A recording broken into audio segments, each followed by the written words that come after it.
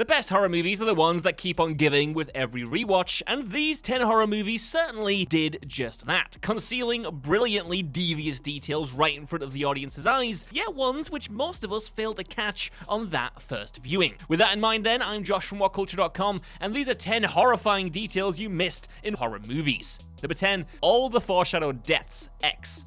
Ty West's deliciously savage slasher throwback X offers up a number of memorably brutal kills, and because West's quite the playfully unhinged filmmaker, he of course decided to include a ton of foreshadowing for most of these grim fates. First up, we have porn producer Wayne Gilroy, who steps on a nail-riddled board and is then stabbed in the eyes by Pearl with a pitchfork. Early on in the movie, he mentions that he's flat-footed and that, quote, people's eyes are gonna pop out of their damn skulls when they see the film that they're in the middle of making. And when all is said and done, how apt is that? Elsewhere, actor Jackson Hole mentions how farmers would point their guns at him when he served in Vietnam, and he's ultimately killed by Howard, a farmer, who shoots him with a shotgun. Then there's actress Bobby Lynn, who was devoured by an alligator after being pushed into the lake by Pearl. But the very first time we see Bobby Lynn at the start of the film, she walks out of a strip club with a mural of a woman having her bikini ripped off by, you guessed it, an alligator. Later on, Howard ends up dying of a heart attack after mentioning his weak heart several times, and finally Pearl is killed after falling, breaking her hip, and having her head run over with a car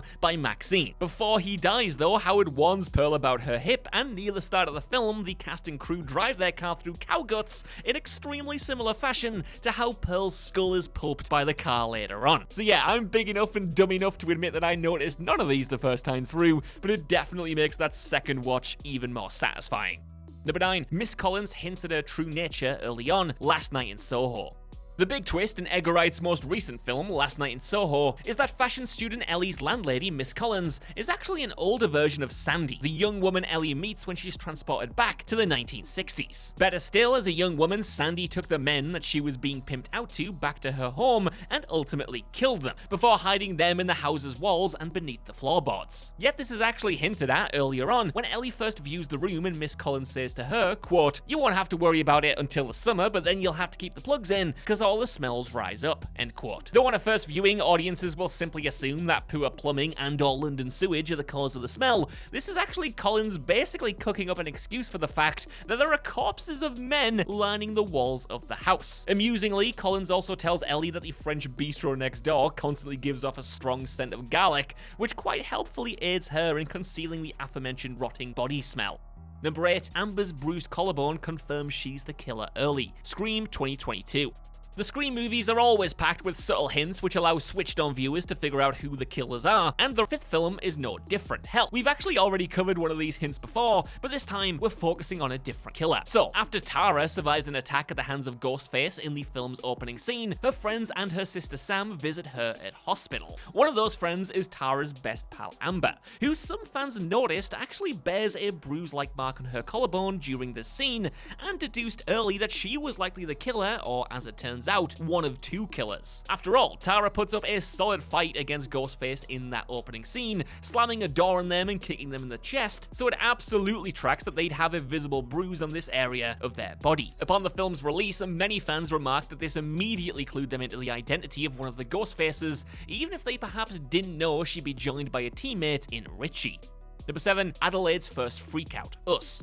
Us is a movie that absolutely gets more interesting on a second watch, primarily because of the big last-minute twist that our supposed hero, Adelaide, isn't who she says she is. See, this is a horror all about the idea that everyone has a doppelganger of themselves, forced to live in tunnels underneath America, living out haunting mirror lives of those on the surface. These tethered, as they're called, eventually manage to break their connections, rise up, and attempt to kill and replace their doubles, living cozy lives in society. Now, when the doubles of our heroes first arrive at Adelaide's house, she is unsurprisingly scared. After all, who wouldn't freak out at seeing a bunch of sinister-looking people who look just like you and your family, wearing identical boiler suits and standing directly outside your home? However, it turns out that's not really why Adelaide is freaking out so much. See, it turns out that she is actually one of these tethered who swapped places with the real Adelaide decades ago. So what she sees when these people arrive isn't a mystery to her. She knows exactly who they are and why they're affair here. She's about to pay for a transgression she committed so many years ago, and to her, these people are literally the past back to get revenge. So yeah, no wonder she's freaking out.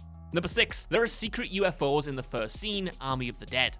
Army of the Dead is such an active cinematic sensory overload that you can't really be blamed for missing something completely insane and potentially terrifying that occurs in literally the first 40 seconds of the movie. See, the opening scene sees a US Army convoy driving away from Area 51, and if you keep your eyes peeled on the far right side of the screen, you might spot 2 bright orbs flying through the sky. The objects appear in 2 separate shots, and in the second, they can even be seen quickly flying off at a speed likely unattainable by any aircraft created by humans. While it's fair to say that Zack Snyder was most likely just poking a little fun at the Area 51 setting, it's nevertheless fascinating to consider that there might actually be scarier and more destructive threats out there than the zombie horde spanning the globe. Number 5. The opening credits basically spoil the entire movie, Malignant.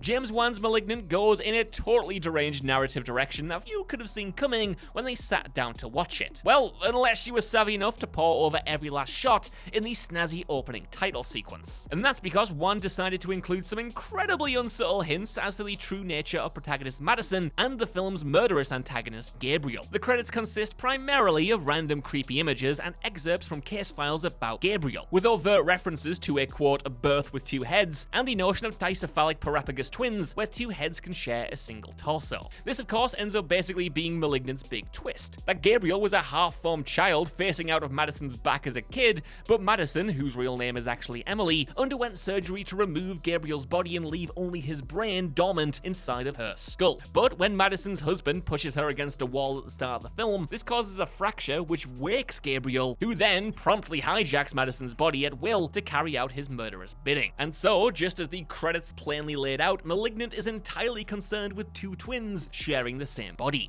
Number 4, it takes place in the same universe as Host, Dashcam. Beyond the fact that several actors from Host reappear in Dashcam in minor roles, there's a blink and you'll miss it Easter egg which seems to confirm that the 2 nightmarish evenings indeed transpired within the same world. When protagonist Annie arrives at the diner and meets a frail old woman named Angela, Angela can be seen changing the channels on the nearby TV with the mere power of her mind. The TV is rather far away from the camera, but on screen is a man who can be heard asking for information about the whereabouts of his missing daughter. And in an interview with Den of Geek, the film's director Rob Savage confirmed that the man was played by Patrick Ward, who was also the father of a character in Host called Caroline, who was killed near the end of that film. Evidently then, Dashcam takes place shortly after the events of Host, with Caroline's body never being discovered. Basically, the world within which these 2 films exist is freaking cursed, and I'm so glad I don't live in it. Number 3, Jean Jacquet's eye is modeled after an old camera, Nope. At the end of Jordan Peele's Nope, we finally get to see the true form of the UFO nicknamed Jean Jacket. Its conventional flying saucer form unfurls to reveal a jellyfish-like structure, complete with a large eye and green eyelash-like objects trailing around it. It's a completely unexpected design for a movie alien, and in its abstract nature, extremely off-putting. Except Jordan Peele, being who he is, everything in his movie means something, and he didn't just happen upon this look for Jean Jacket totally out of nowhere. Instead, the eye itself is actually modeled off of older large format cameras, with the eye resembling the lens iris, while the eyelashes look like the accordion-like bellows attached to older cameras. Likewise, the opening credits is literally shot from inside the belly of this beast, and you probably didn't even realize. And considering that Jean Jacket devours everything that looks directly at it, it's even more fitting metaphorically as well. Number 2, the hanging woman is Oscar's mother, Halloween Ends. Following Halloween Ends' grim opening sequence, one of the first sights that we see is a montage of Haddonfield residents who've succumbed to the fear pervading the town in Michael Myers' wake. Perhaps the most memorable image is of a middle-aged woman hanging from her roof with a bedsheet tied around her neck as a noose. Due to the low lighting in the scene, audiences likely won't realize that this is in fact a character who previously appeared in Halloween Kills, played by Holly Saperstein. She played the mother of Oscar, who was killed in Halloween 2018 when Michael impaled him on a metal fence. In Halloween Kills, we saw Oscar's mother desperately searching for her son at Haddonfield Memorial Hospital before walking past a room where his brutalized corpse was on full display, causing her to break down. Evidently then, she failed to get over her son's death in the 3 years between Kills and Ends, and she ultimately killed herself because of it. To make it even more heartbreaking as well, if you look closely, she's also wearing the very same Halloween costume that Oscar wore the night of his fateful encounter with Michael Myers. Number 1, Naru breaks a major Native American taboo, prayer.